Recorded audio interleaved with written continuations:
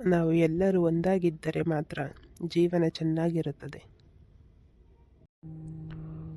ನೋಡಿ ಮಕ್ಕಳೇ, ಹಣ, ಸುಖ, ಹಿತಾಸಕ್ತಿಗಳೆಲ್ಲ ತಾತ್ಕಾಲಿಕ ಮಾತ್ರ.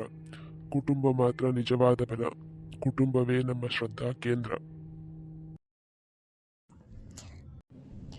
ಕೆಲವರು ಅಪ್ಪ ಅಮ್ಮನನ್ನು ಬಿಟ್ಟು ಜೀವನ ನಡೆಸುತ್ತಾರೆ. ಅದಕ್ಕೆ ಸ್ನೇಹಿತರನ್ನು ಕುಟುಂಬವೆಂದು ಭಾವಿಸುತ್ತಾರೆ. ಸ್ನೇಹಿತರು ನಿಜವಾದ ಸವಾಲಿಗೆ ಸಾಥ್ ಕೊಡುವರೇ ಅಮ್ಮ? ಅಕ್ಕ, ಸ್ನೇಹಿತರು ಮುಖ್ಯವಿರಬಹುದು, ಆದರೆ ಕುಟುಂಬದಂತಹ ನೆಮ್ಮದಿ, ನಂಬಿಕೆ, ಸಹನೆ ಎಲ್ಲಿಯೂ ಸಿಗುವುದಿಲ್ಲ. ಹೌದು ಅಣ್ಣ. ಅಮ್ಮನ ಊಟದ ರುಚಿ, ಅಪ್ಪನ ಬುದ್ಧಿ, ಅಕ್ಕನ ಸಲಹೆ ಹಾಗೂ ನಿನ್ನ ಬೆಂಬಲ ಎಲ್ಲದಕ್ಕೂ ಬೆಲೆ ಕಟ್ಟಲು ಸಾಧ್ಯವೇ? ತುಂಬ ಸರಿಯಾಗಿ ಹೇಳಿದ್ದೀಯ ಸಿರಿ. ಒಂದು ಮರದ ಬೇರಿನಂತೆ ನಾವು ಸಂಬಂಧ ಬೆಳೆಸಬೇಕು. ಬೇರು ಗಟ್ಟಿಯಾಗಿದ್ದರೆ ಮಾತ್ರ ಎತ್ತರಕ್ಕೆ ಬೆಳೆಯಲು ಸಾಧ್ಯ. ಅಣ್ಣ, ನಿನ್ನ ಮಾತು ಕೇಳಿ ನನಗೂ ಕನಸು ಕಾಣುವ ಆಸೆ ಆಯಿತು.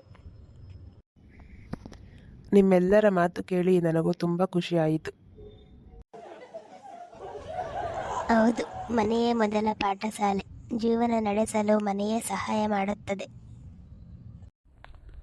ನಮ್ಮ ಕುಟುಂಬ ಪರಸ್ಪರ ಪ್ರೀತಿಯಿಂದ ತುಂಬಿದೆ. ಜೀವನದ ಸಮಸ್ಯೆಗಳನ್ನು, ಸವಾಲುಗಳನ್ನು ಒಟ್ಟಾಗಿ ಎದುರಿಸೋಣ. ಬನ್ನಿ, ಎಲ್ಲರೂ ಊಟ ಮಾಡೋಣ.